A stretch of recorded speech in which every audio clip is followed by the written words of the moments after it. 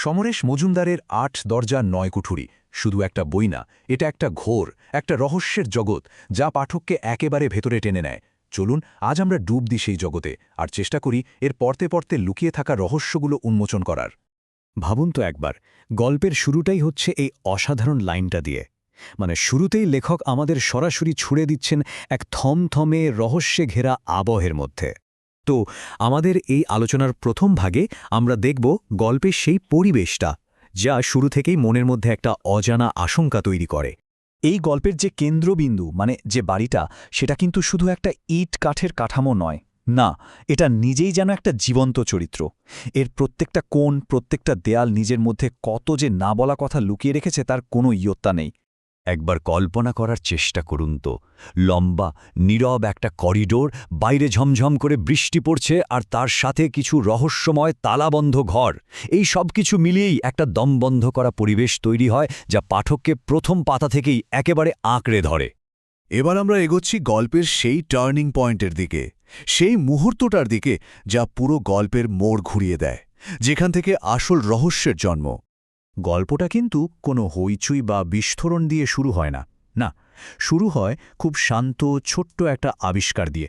কিন্তু সেই আবিষ্কারটাই যথেষ্ট ছিল ওই বাড়ির থমথমে শান্তিকে ওলটপালট করে দেওয়ার জন্য। আর এখান থেকেই শুরু হয় আসল রহস্যের জালবোনা। আর ঠিক এই প্রশ্নটাই কিন্তু গল্পের চরিত্রদের আর আমাদের মতো পাঠকদেরও তাড়িয়ে নিয়ে বেড়ায়। কি এমন সত্যি যা কেউ কোনো মতেই সামনে আসতে দিতে চায় না? আচ্ছা, এবার তাহলে আলাপ করা যাক গল্পের সেই মানুষগুলোর সাথে যাদের আসল চেহারাটা কিন্তু অন্ধকারের আড়ালেই ঢাকা। আমাদের প্রথম চরিত্রটি হঠাৎ করেই নিজেকে এই রহস্যের একেবারে কেন্দ্রে আবিষ্কার করে। তার হতবাক চাহনি আর বিভ্রান্তি দেখেই বোঝা যায় সে এমন কিছু দেখে ফেলেছে যা তার কোনোদিনও দেখার কথা ছিল না। এই একটা কথায় কি দারুণভাবে চরিত্রটার অসহায় অবস্থা আর ভেতরের দ্বন্দ্বটাকে ফুটিয়ে তুলেছে। সে তো জানে সে কি দেখেছে, কিন্তু প্রশ্ন হল তার কথা কি কেউ বিশ্বাস করবে? আর এখানেই গল্পকার একটা বড়সড় প্রশ্ন তুলে ধরেন। চরিত্রটা যা বলছে তার ওপর কি পুরোপুরি ভরসা করা যায়, নাকি এর পেছনেও অন্য কোনো উদ্দেশ্য লুকিয়ে আছে? ঠিক এমনই এক সময়ে আরেকটা নতুন চরিত্রের আগমন হয়, যা পরিস্থিতিকে আরও ঘোলাটে করে দেয়। তার শান্ত অথচ দৃঢ় উপস্থিতি বুঝিয়ে দেয় যে সে অনেক কিছুই জানে, কিন্তু কিছুই বলতে রাজি নয়। এই চরিত্রটার এই একটা কথাই তো যথেষ্ট। সে যে সত্যিটা সামনে আনার বদলে লুকিয়ে রাখতেই বেশি আগ্রহী, তা একেবারে স্পষ্ট। কিন্তু প্রশ্ন হলো কেন? কার ভালোর জন্য? চলুন এবার আমরা ঢুকে পড়ছি একেবারে তদন্তের জালে। কিন্তু মজার ব্যাপার হলো এখানে প্রতিটি সূত্রই যেন আরও বেশি করে বিভ্রান্তি তৈরি করে। যে কোনো ভালো থ্রিলারের এটাই তো মূল প্রশ্ন, তাই না?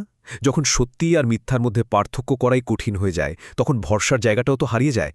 তদন্ত যত এগোয় ততই সব গুলিয়ে যেতে থাকে। ধরুন একটা ঘটনা, অথচ তার দুটো সম্পূর্ণ ভিন্ন ব্যাখ্যা পাওয়া যাচ্ছে। এর ফলে সত্যিটা খুঁজে বের করা যেন আরও কঠিন হয়ে পড়ে। এটাই এই গল্পের সবচেয়ে আকর্ষণীয় দিক।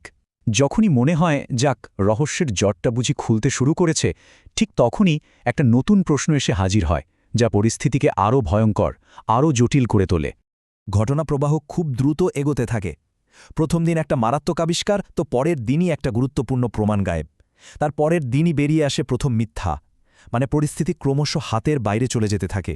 আর এখন আমরা পৌঁছে গেছি গল্পের একেবারে শেষ পর্বে, এমন একটা জায়গায় যেখান থেকে চরিত্রদের ফিরে আসার আর কোনো উপায়ই থাকবে না। শেষ পর্যন্ত সবকিছু এসে দাঁড়ায় শুধুমাত্র একটি মরিয়া পছন্দের ওপর, একটি সিদ্ধান্ত যা সবকিছুর ভবিষ্যৎ ঠিক করে দেবে। চরিত্ররা এখন এমন এক জায়গায় দাঁড়িয়ে যেখানে রহস্যের শেষ না দেখতে পারলে তাদের নিজেদের অস্তিত্বই বিপন্ন হয়ে পড়বে। তাই পিছু হটার আর কোনো সুযোগই নেই। এটা এখন বাঁচার লড়াই। আর এভাবেই ক্লাইম্যাক্সটা তৈরি হয়। চরিত্ররা একটার পর একটা বিপজ্জনক পদক্ষেপ নিতে বাধ্য হয়। একটা নিষিদ্ধ ঘরে ঢুকে পড়া থেকে শুরু করে এক ভয়ঙ্কর পারিবারিক রহস্য ফাঁস করা পর্যন্ত প্রতিটি পদক্ষেপই যেন তাদের মৃত্যুর আরও কাছে নিয়ে যাচ্ছে।